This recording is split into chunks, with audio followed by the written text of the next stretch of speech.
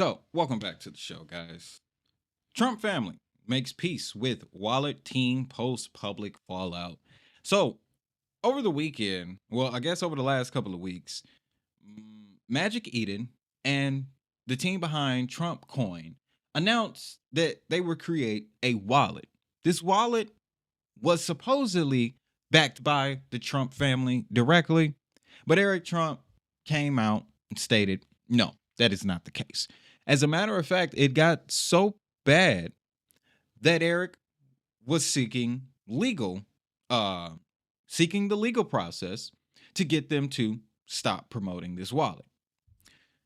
Then a couple days go by, and now he makes the announcement saying that we're going to integrate Trump Coin into our DeFi activities. We're going to get a substantial amount of it. And I also hear they plan on using it as a form of treasury, right?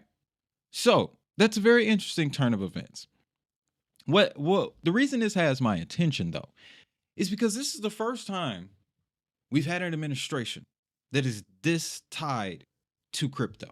And it's not tied in the sense of directly trying to profit, despite what some may say. They're actually exploring the innovations and the use cases around blockchain technology. Eric was at the Bitcoin conference 2025, guys. And I like what he had to say during his speech. It's primarily about Bitcoin, but he emphasizes a very, very important point here. It centers around a supply shock, as they call it, for Bitcoin. When you take a look at how much Bitcoin is left, essentially, it's roughly 5%. It's only 5% left. 19.8 million, if I'm not mistaken, out of 21 million is already in circulation.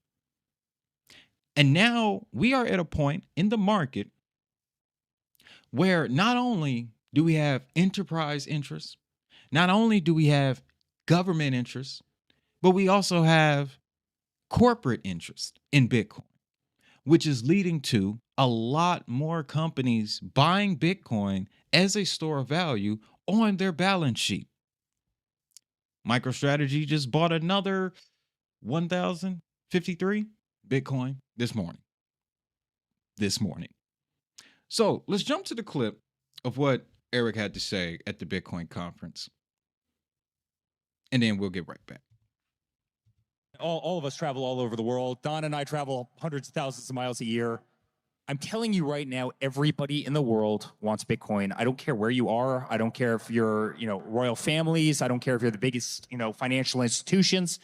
Everybody wants Bitcoin. Everybody is buying Bitcoin. If you go back 12 months, there were probably less than 100 companies that were treasuring Bitcoin that really had any. And now every single day, it's another sovereign wealth fund. Look what GameStop just did. Look what Truth Social did. Every single day, people are allocating billions and billions of dollars to it. Zero point 0.1 Bitcoin is going to be worth an absolute fortune. And, look at the OTCs. The OTCs have the least amount of Bitcoin ever on their books, right? I mean, the arrow's going straight down as the price of Bitcoin is going straight up. I've got a dear friend. He spoke on the stage before, Simon from Metaplan, and I asked him, what's the hardest problem? And he goes, honestly, we're running out of Bitcoin. It's hard to find on the exchanges. I mean, guys, everybody wants it. No one wants to get rid of it. Everybody wants it as a balance sheet item. Every family, and this isn't America. This is the entire Middle East. This is Africa. This is all of Asia. This is Fortune 500. I mean, this is the biggest private offices.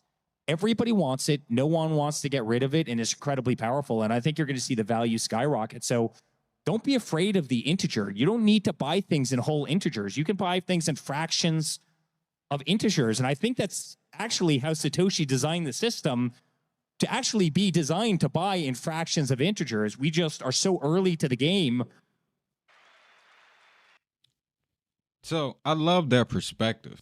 And the point he made about OTC desk not having enough Bitcoin, that's important. That's very important. If you don't know, OTC desk, this is over the counter. This is how large companies like Strategy, for example, buy their Bitcoin. It's not directly from an exchange, but it's straight over the counter. If the OTC desks don't have enough Bitcoin left, there's going to be a run on the exchanges for Bitcoin. Okay. Now, one, we've already pretty much proven by tracking our Elite 8 portfolio from 2023 that Bitcoin, having Bitcoin in your portfolio will keep you in profit. Okay. Outside of that, we just talked about how there's less than 5% of it left. There's literally a little bit over 1.5 million. Yes, a little bit over 1.5 million Bitcoin left. As a matter of fact, he mentioned Truth Social. They raised $2.3 billion for a Bitcoin reserve. That will equate to about 20,000 Bitcoin at the price that it is as of right now, 107,000. So that's only 20K. Then MicroStrategy, they just bought another 1,000, but they're planning to continue buying Bitcoin. Even though there are small amounts here and there, all we need is other companies to follow suit and to increase the frequency of those smaller buys. And then all of a sudden, we could be looking at 20 million Bitcoin left. Well, no, 1 million Bitcoin left by the end of 2030. Now, just looking at that, I could imagine that knowing that will extend this current bull cycle. People understand how scarce Bitcoin is becoming. That will drive more buyers. I believe that. So if that does happen, expect an extended bull market throughout this cycle, throughout this year specifically. And yes, I'll admit, coming in, I was bearish because I'm looking at a piece of data. It's right in front of me right now on my desk that says 2026 is going to be some very sketchy time. But with the activity that we're seeing from corporate players and members of our own administration, this serves Bitcoin very well.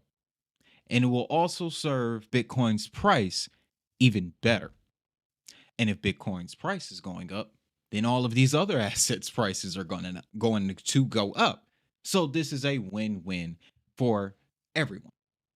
Now, just so we don't miss it, go back to what Eric Trump said about the Trump meme coin and their new alliance with World Liberty Financial.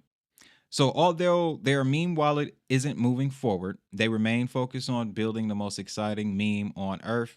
Moreover, we're proud to announce that World Liberty Financial plans to acquire a substantial position in the meme coin for their long-term treasury. We share a bigger vision for crypto, patriotism, and long-term success. Stay tuned for more. So, I really like what they're doing with Bitcoin. I like what the administration is doing for the blockchain space. You know, there will be actors involved that will have their own intentions. There's nothing we can do about that. But the fact that this man is keeping terms like digital assets, crypto, blockchain, Bitcoin on the minds of everyone here in the country, going forward is where that will have the biggest impact. So, now, am I going to go out here and tell you to invest in these Trump coins and World Liberty Financial? No, I ain't going to say all that.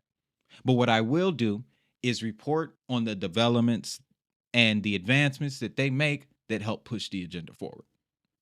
So that's the least that I can do, guys. And I will leave you with this because this is a thought that I got after reading all of this together. There's a lot of comparisons between gold and Bitcoin. Bitcoin being the new version of gold. Well, I kind of understand that. When you look at gold, gold was the store of value that emerged from the Industrial Revolution. Okay. Prior to that, yes, gold had a lot of utility. I know it's been around for thousands of years, but on a social level, the recognition of gold as a store of value truly increased after the Industrial Revolution. Give me that, right? For Bitcoin, it's the exact same thing for the internet revolution, the technological revolution, the fourth industrial revolution, if you want to call it that.